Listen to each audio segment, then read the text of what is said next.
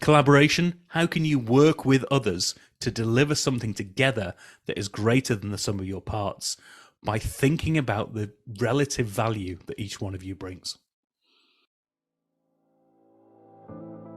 Hi, and welcome to Helping You Perform. I'm your host, Paul Teasdale.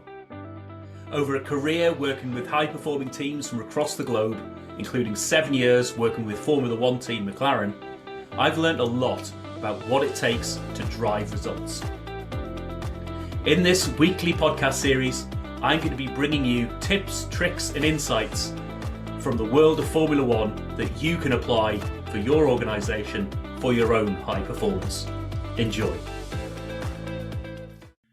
Hi everybody, and welcome to another episode of Helping You Perform, where I bring my tips, tricks, insights and stories from the world of Formula One and other high performing teams and help accelerate your performance.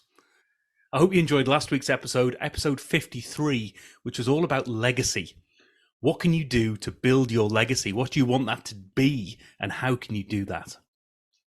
In this week's episode 54, I wanted to talk about collaboration and spin-offs and different ways in which you can take your existing business and do something similar but slightly different, maybe doing that with other people and using the shared value that you can both get for that. Now, I talked a little bit in episode 38 about inspirational and innovative partnerships, but maybe this is something slightly different. It's how do you work with others to deliver? And that's really what collaboration is all about, is how do people work together for a shared goal so that they can actually produce something that is better than the sum of their parts. And there's a couple of examples I want to talk about from the world of McLaren, but also, I'm going on a personal collaboration journey at the moment. I've worked with some amazing people in my time.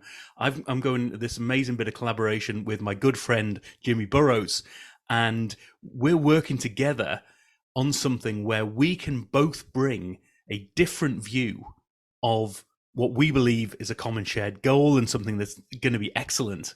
But we can both bring different elements of value to that. And by doing that together, we're hoping to build something that is better than the sum of the parts that we both have, even though that in itself could be awesome. So let's talk about a couple of examples from the world of McLaren. Now, the first one in terms of collaborations was how did McLaren think about working with other organizations such that the two brought together their different elements of value. And when I first joined McLaren, there was a relationship with KPMG, one of the big four, and that changed over time to be a relationship with Deloitte. But ultimately, it was similar sort of things, slightly different angle in terms of what we were after. But what those collaborations brought was each party had something that the other party didn't. Now, when it came to those KPMG and Deloitte, those big players, what they were bringing was scale. They were bringing access to senior level clients. They had access to a whole range of clients that a small establishment like McLaren didn't necessarily have. But what McLaren were bringing was something wholly different to what those big players had. We had something that was agile, something that was innovative, and something that was external and disruptive in its thinking. And so when you start to compare the two side by side, you see a small organization and a large organization. You say, how can these things collaborate together to create something great? Well, it's by truly understanding the value and the relative value that each of you can bring. Because collaboration is not about I'm a service sort of interaction. It's not a commodity exchange. It's not saying I'm going to give you £100 and I want £100 worth of service. You are saying you provide a gap that I can't provide, and I can provide a service that you can't provide. But together we can build this up into something that is absolutely brilliant and better and greater than the sum of our parts. So think about that for yourselves. What are the opportunities out there to collaborate with others? Even if you're a solopreneur, there are opportunities out there to work with other solopreneurs, maybe work with bigger organizations so that you can take your skill set and collaborate with those people to build something together that offers something bigger and better than what each of you could do by yourselves.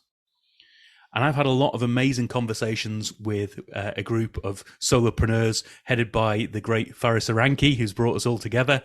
And we've talked about this a lot of times, and we've seen some great examples of it, where we've got one or two or even three or four solopreneurs who individually can provide a certain service, but together can provide a whole offering that no individual could bring together by themselves. And so what are the opportunities in your space, in your team, in your organization, where you could collaborate with different parties? And I've seen some great examples of collaboration that are intra-company. So you've got different departments.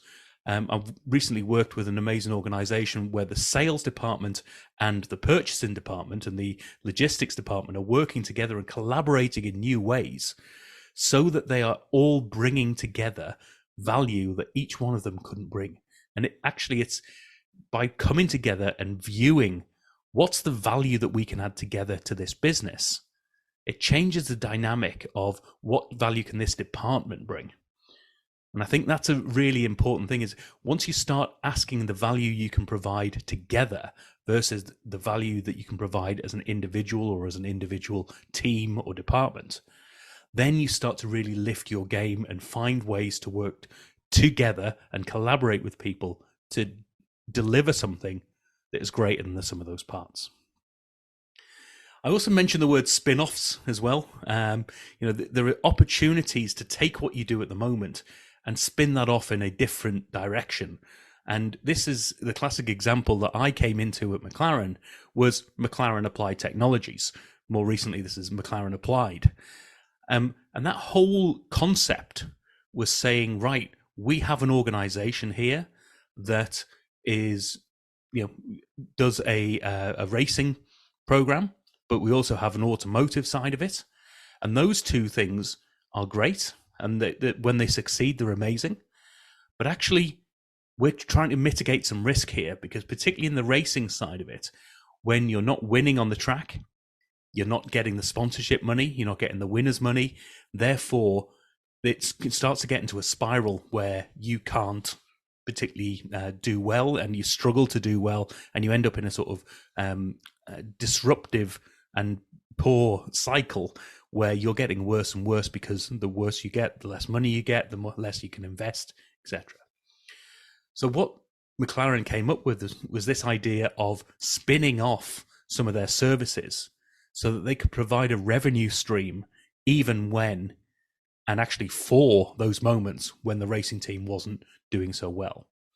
And that was providing services and expertise based on what they'd learned over the years to organizations, and ultimately partnering and collaborating with the likes of KPMG and Deloitte to enable that revenue to come in when revenue wasn't coming in through the racing channel.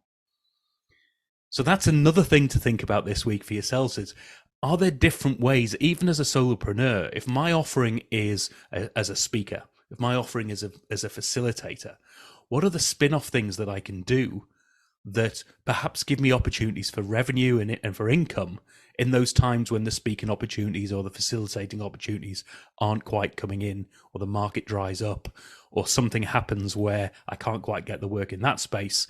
Do I have something as a bit of a counterbalance to allow me to mitigate the risk and to work with others in new and innovative ways?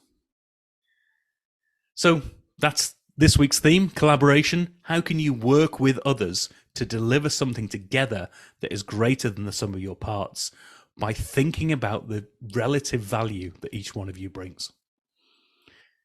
As always, I'd love to have a conversation with you, see where this is taking you, see where the thought process is going with you and your teams and your organizations. Visit me at paulteasdale.co.uk, set up that free 30 minutes. Let's have a chat, see where it goes, and hopefully we might collaborate in future. I'll see you in the next episode. Thank you for listening to this episode of the Helping You Perform podcast. If you found value in this episode, please take a moment to like, share, or review the podcast. You can reach out to me at any time either through LinkedIn or through my website at www.paulteasdale.co.uk. I look forward to speaking to you in the next episode.